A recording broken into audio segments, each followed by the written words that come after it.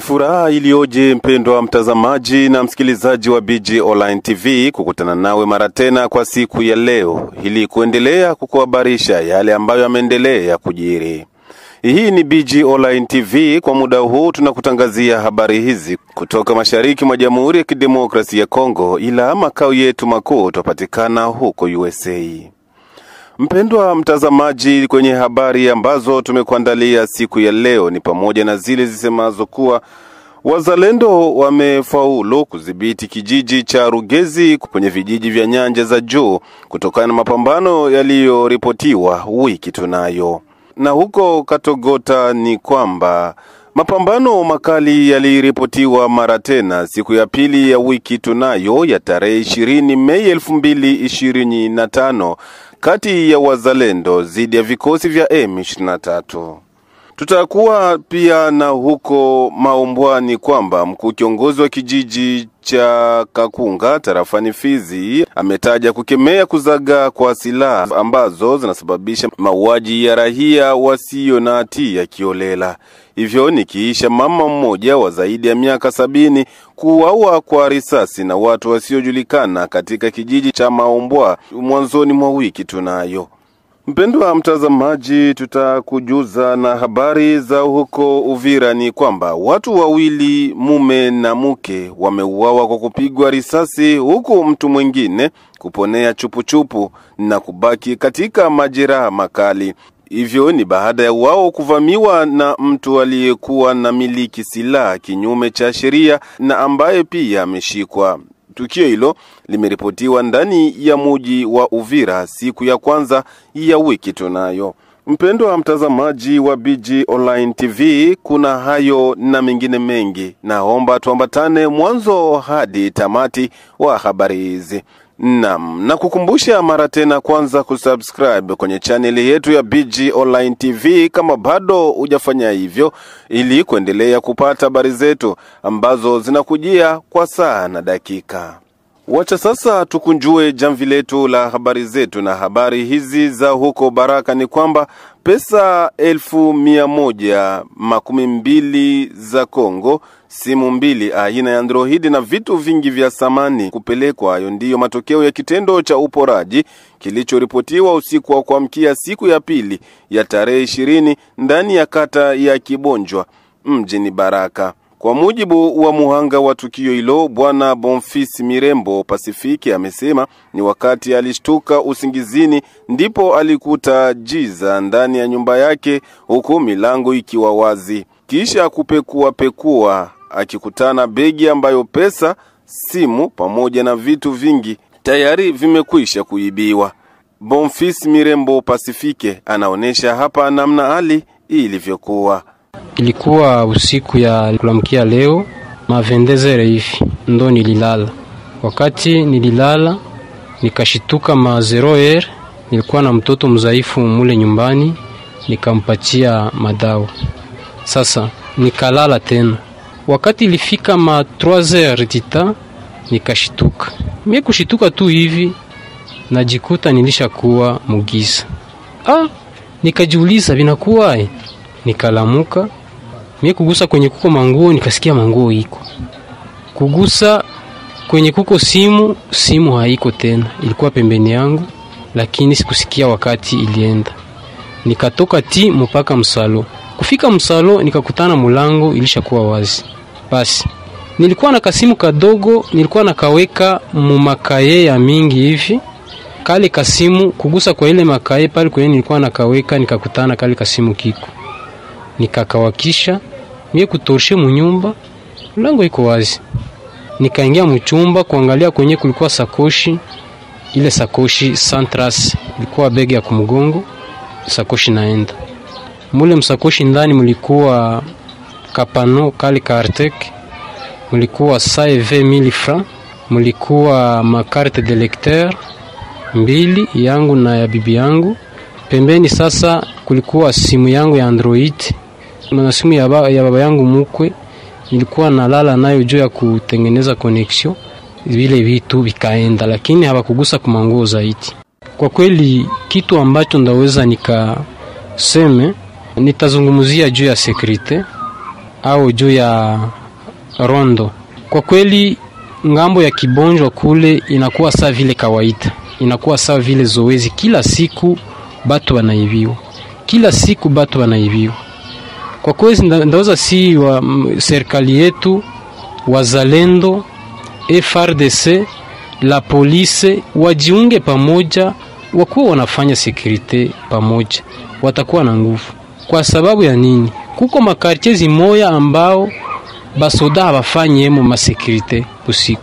Kwa hiyo vraiment ndasi sana serikali yetu ya Kongo, FRDC, wazalendo, la police wajiunge pamoja, watakuwa na nguvu juu ya security ya usiku, itaweza kuwa ya maana. Tuangazie huko Maumbwa ni kwamba mkuu kiongozi wa kijiji cha Kakunga tarafani Fizi ametaja kukemea kuzagaa kwa silaha ambazo zinasababisha mauaji kwa raia wasio na hatia kiolela. Hivyo nikiisha mama mmoja wa zaidi ya miaka 70 kuuawa kwa risasi na watu wasiojulikana katika kijiji cha Maumbwa siku ya pili ya wiki tunayo. Akizungumza na BG Online TV, Kungu Andre, kiongozi wa kijiji cha Kakunga, ameanza kwanza kutoa picha halisi ya hali ilivyokuwa. Ndiyo, ule mama walimpiga masasi, lakini wale watu hawakujulikana. Walikuja tu kumfuatilia mnyumba na wakampiga risasi. Tena ile risasi ilitoka iliua na kuku pale pale. Sasa walikuwa wanamshakia asema ni mchawi. Kama ni ile rezo ya uchawi ndio walimfanya tujue, lakini maankete wazalendo walifika pale kwa kufuatilia maankete. Hayajulikana mwenye alipigana masasi kabisa ni nani. Sasa kilio cha wale mama walikiteremusha pale Katanga, ndio kulikuwa familia yake pale. Uchawi wenyewe hawana preve tangible. Yeye alikuwa hapa, lakini alikuwa anapia kutembelea huku kwa mtoto wake mwanamke. Ndio tulistukia tu magharibi yake kitu ya saa 1 hivi ale na kartushi kulilia. Watu wanaanza kusema mtu anapigwa masasi na wanampeleka hospitali, na kule hospitali akwenda kupona na pale pale akafa. Ndio vile alikuja wakamzika. Na kileo wakapeleka kule kwa asili kwao, kwenye kwa ndugu zake, sababu huko alikuwa kwa mtoto wake mwanamke. Mwishowe ameomba kwa wakuu viongozi wa kijeshi kuwajibika kuorozesha silaha zote na askari ili kubaini wanani wanaoendelea kuendesha vitendo hivi vya uhalifu kwa raia wasio na hatia. Bunduki zinazagaa, hatujue tufanye namna gani. Ile tunaona mpaka ni leta yenyewe ndio itakamata azimio juu ya zile bunduki zenye kuzagaa sana. Vile tuko tunahamasisha, lakini kuna kikao administrateur alifanya kile kikao na vile vilisemekana, lakini hawapendi kutekeleza. Sema hii mipango ya mabunduki kuzagaa, hata sisi kwa sisi tutaanza kuuana. Mkikolokana tu mwanzako na kushakia anaenda kulikia pesa, unasuka anakia kuua. Kumbe tungeleomba serikali ikusanye wale wote wenye kusika masiraha, wao wanaenda kumabrasage, kumafunzo, na kama ni kumashar de bataille wao wanapanda milimani kwenye kwa fasi ya shar de bataille. Lakini hema bariele inakiwa kutia hapa na hapa bariele, hapa na hapa bariele, vile vile iko inasumbua raia sana tena sana. Huko Rugezi ni kwamba kisha mapambano kati ya wazalendo kundi la Biloze Bishambuke zidi ya Twirwaneho wanaojiunga na M23 katika kijiji cha Rugezi, hatimaye kwa sasa mji huo unamilikiwa nao wazalendo. Kwa jambo hilo uongozi wa kundi hilo la wazalendo umeomba kwa raia kuwa watulivu na kuendelea kutilia matumaini kwa wazalendo. Akizungumza na BG Online TV, Bwana Stratege Namubamba, msemaji wa kundi hilo la FABB, kundi lake Kamanda Ngomanzito, ameonesha hapa kile kilichotokea Parugezi, eneo la mapambano. Ni kutaka tu kujulisha raia wote wa Kongo kwa ujumla na wale wa kijiji cha Rugezi na kando kando yake kwa upekee kwamba tangu Jumatatu Mei 19 mwaka wa 2025 kijiji cha Rugezi tayari chote kimo mikononi mwa wazalendo wa kundi la Biloze Bishambuke yake teni jemadari Delphin Kalembe Ngoma Nzito. Ni baada ya mapambano ambayo iliweza kunguruma mchana wote wa Jumatatu, na matokeo ya mapambano hayo ni kwamba wazalendo waliwafukuza waasi wa M23 wakishirikiana na Rwanda pamoja na wanamgambo wa Twirwaneho na waasi wa Burundi wa Red Tabara ambao walikuwa wanamiliki maeneo fulani ya hapo Rugezi. Wote waliweza kufyekwa na wakakimbia. Kwa sasa mapambano yanaendelea kwenye maeneo ya mbali kabisa na Rugezi wakielekea Manunga. Ni hapo baada ya kutoka na Murombo ambapo vijana wazalendo waliwafurusha hapo pia waasi wa M23 ambao walikuwa wanatamani kuendesha mauaji ya kimbari zidi ya raia wasiokuwa na hatia. Biloze Bishambuke ni kundi ambalo liliweza kuundwa katika hali pekee ya kutimiza katiba ya nchi kupitia kipengele chake cha 63 ambacho kinabaini kwamba kila mkongomani yeyote ana haki ya kuweza kupinga wazo lolote la kugawa nchi au kuunga mkono yoyote ambaye ana wazo la kugawa nchi. Ndio maana Biloze Bishambuke walisimama kama vile mtu mmoja wakatetea udongo wa mababu zao, huku waasi walikuwa wakiendelea kuua raia wasio na hatia, kuunguza vijiji, kupora mali, kubaka wanawake. Ndio maana tuliamua kuwafukuza ili kwamba raia wasiokuwa na hatia hapo Rugezi waweze kuendesha shughuli zao kama kawaida. Huko Uvira ni kwamba watu wawili, mume na mke, wameuawa kwa kupigwa risasi, huku mtu mwingine kuponea chupu na kubaki katika majeraha makali. Hivyo ni baada ya wao kuvamiwa na mtu aliyekuwa akimiliki silaha kinyume cha sheria na ambaye pia ameshikwa na vyombo vya usalama ndani ya mji wa Uvira siku ya kwanza ya tarehe 19 Mei 2025. Kwa mujibu wake Chako Changu Bon Ane, mmoja kati ya malida wa mji wa Uvira, ameanza kwanza kuonesha kuwa kwa sasa hali ya raia wa Uvira inaonekana kuwa tete kutokana na mauaji ya kila mara ndani ya mji huo. Usiku wa 19 kuna watu watatu ambao walikuwa waviktime wa masasi. Mwanaume na mwanamke walikufa pale juu masasi ni wakamata nafasi mbaya, lakini kuna mwingine jeune ambaye ni mtu wa tatu mwenye masasi ni mko kwenye mgulu na iko hospitalini anatunzwa. Ila recherche vijana walikamata ule mwenye alipiga masasi, mwenye aliua watu.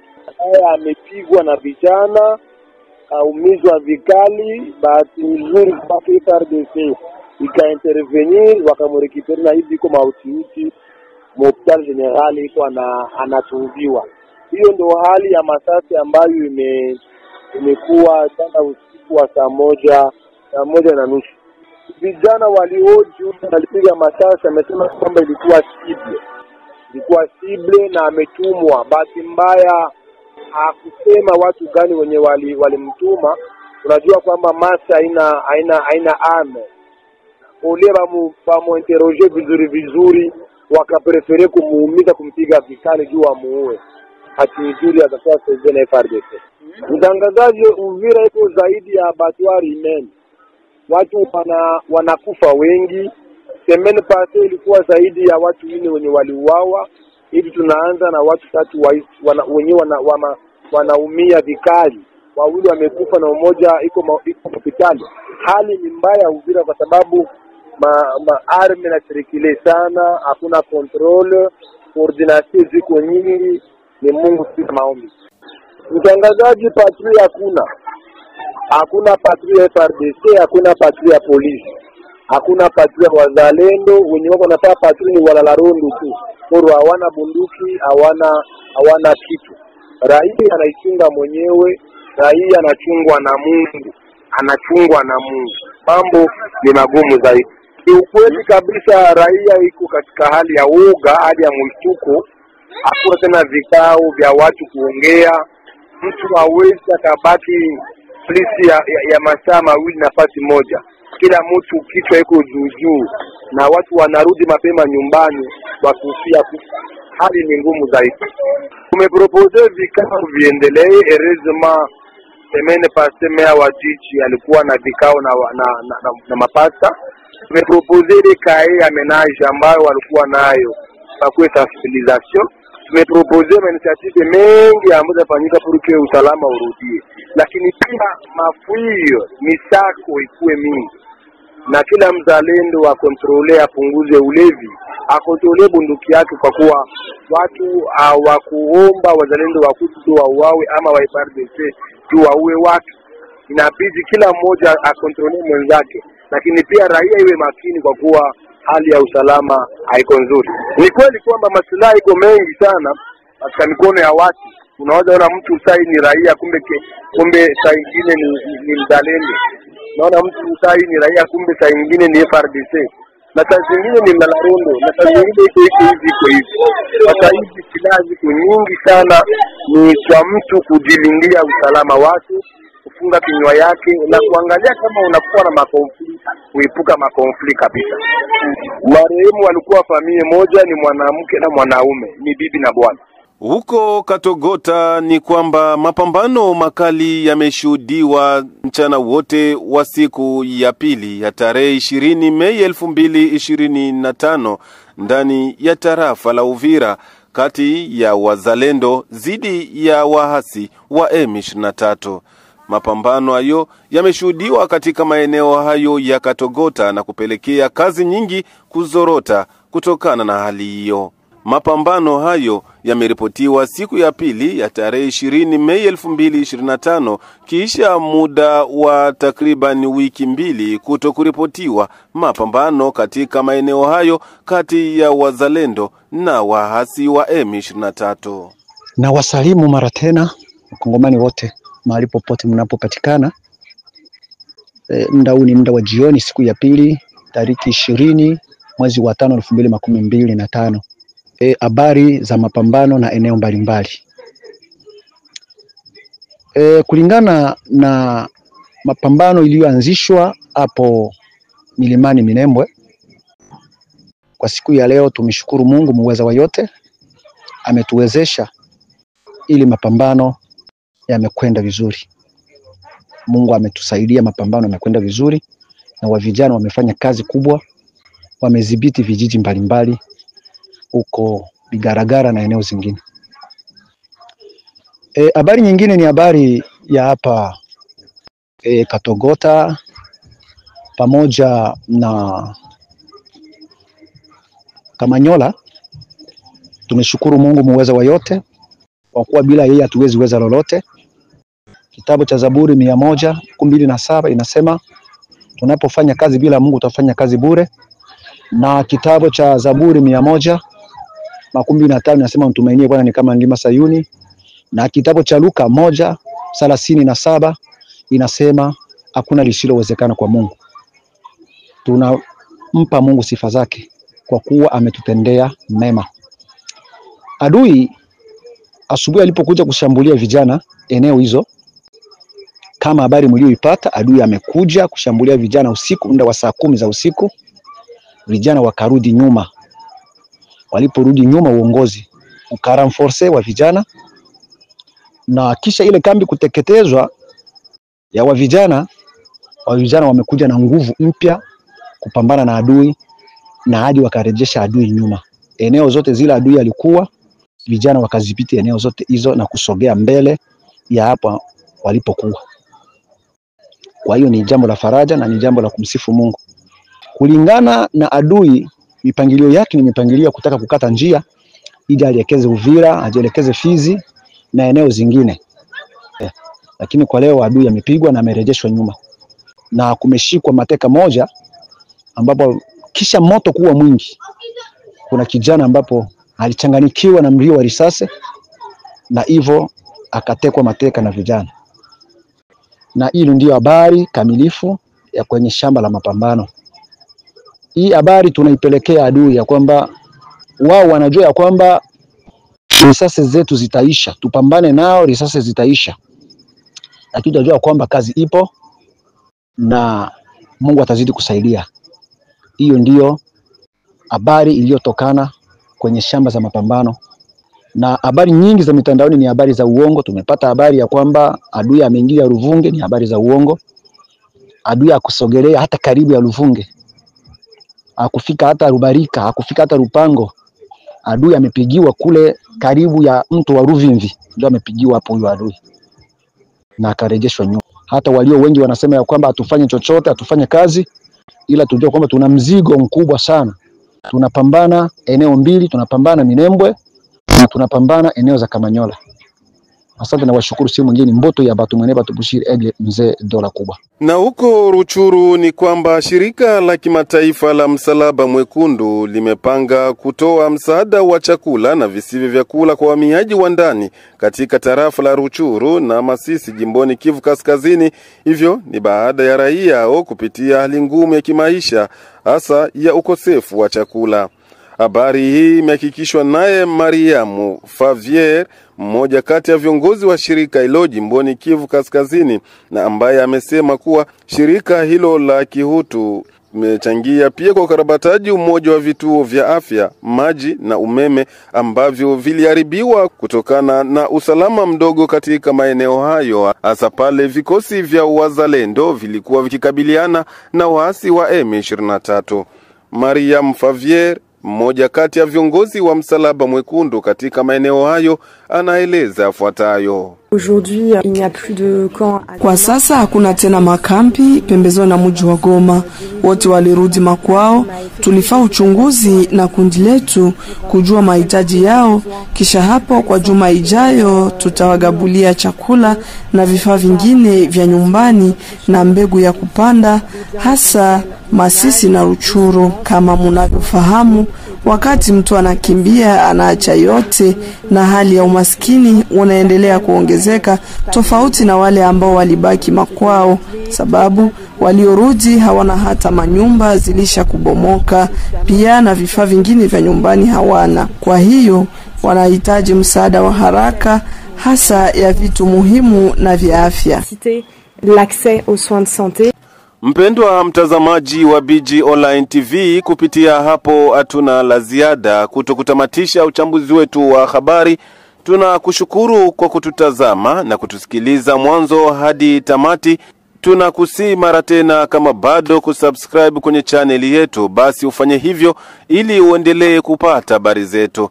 Vile vile usisahau mara tena kulike na kushare kwa wengine ili nao wafaidi na habari hizi. Hatuna la ziada, tukutanane baadaye panapo majaliwa.